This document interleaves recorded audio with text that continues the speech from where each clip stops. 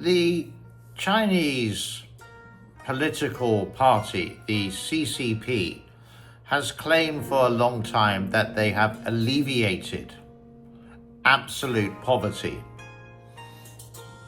But the video evidence of this is absolute BS.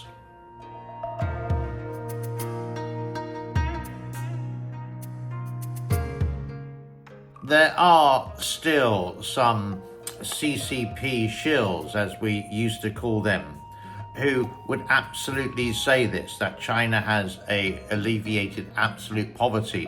And they would go to a alleviation village and you would see it's like Cinderella, so to speak. And in that particular village, because it's a showcase or showpiece for the government, the people do live better with it. But when the people who do post on Chinese social media, Douyin, which is similar to TikTok, would actually show real videos, not Western mainstream media, definitely not the state media. They wouldn't allow them to do something negative when the evidence is there right in your face that China hasn't alleviated absolute poverty.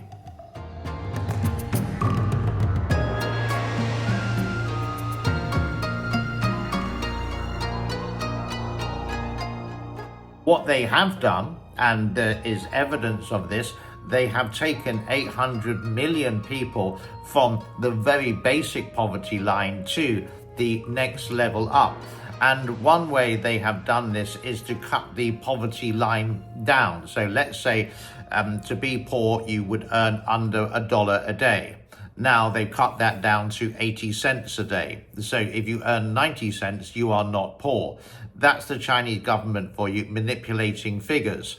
And also these people who feel like they work for the Chinese government, maybe they do, maybe we don't. We don't have the evidence of the payment systems there, but they would also amplify the things from the CCP, and they would amplify things from the state-owned, controlled media. If you watch Chinese media, it's just always positive. Xi Jinping did this. Oh, he's a great man. The government or the local council of this province did this. It's amazing. They wouldn't report anything negative, or it may be, but it may be buried in the newspapers. So they can claim that they did report it, but it wasn't front page news. But here's the thing, if you still read a newspaper, you wouldn't read it from head to toe. You would just read the front page and maybe the 4 or 5 pages in between, maybe the sport and maybe what's on TV, like the old days. So they may do it, but it's buried deep within the newspaper.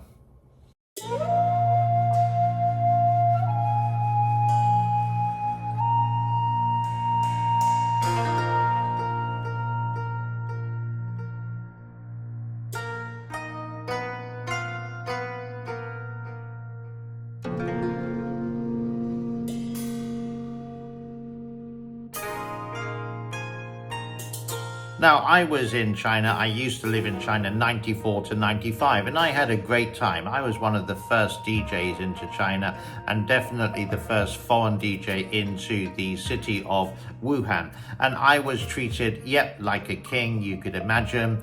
The nightclub was fantastic, didn't have to work many hours, I was well looked after, etc.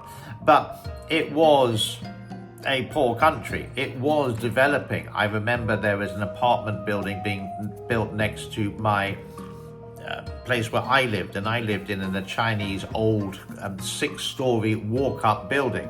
It was okay, it was fine. I was young, it wasn't very luxurious, but we had hot water, we had a color TV and 2 air conditioning units. That was luxury in the 1990s in China.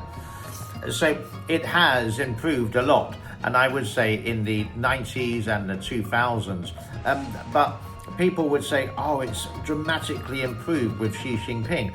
I don't think so. I think he's just like, I think the older leaders did a lot for China, and they worked well with other countries. Now we seem to have China wants total global dominance over the whole world, so to speak.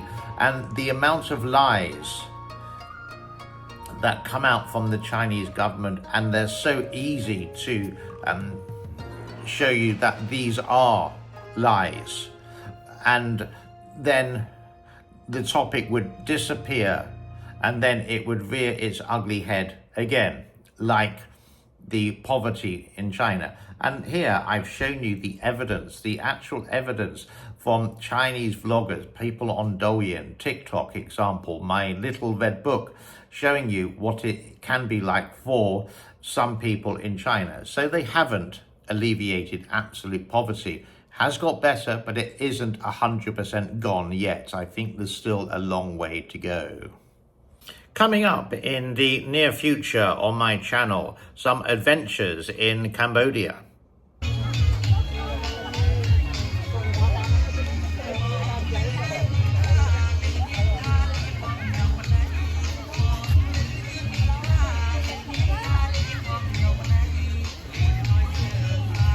Thank you very much for your time. It's one thing that I can never give back to you. God bless to all. Cheers.